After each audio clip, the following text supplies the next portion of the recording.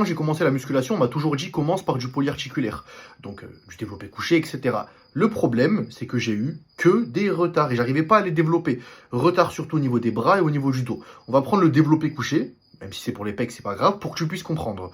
Si tu commences par un exercice polyarticulaire et que par exemple tu as un retard au niveau des pecs, tu vas tout prendre sur tes points forts, donc ça peut être les épaules, l'avant d'épaule, ou par exemple tes triceps. Ça arrive très souvent, je le vois dans mon accompagnement avec pas mal d'élèves. Tes pecs sont pas vraiment sollicités, t'as pas une grosse stimulation, une grosse tension mécanique, donc ce retard stagne et tes points forts, par exemple les triceps, vont continuer à prendre. Par contre, si tu commences, et moi c'est ce que j'ai fait pour mon dos, tu commences par exemple avec un exercice d'isolation. Si on garde l'exemple des pecs, du pec fly. Tu vas stimuler uniquement tes pecs. Les muscles compensatoires ou alors les muscles que tu ne veux pas solliciter, triceps par exemple, ils vont pas être sollicités. Donc tu stimules tes pecs, premièrement avec de l'isolation dès le début.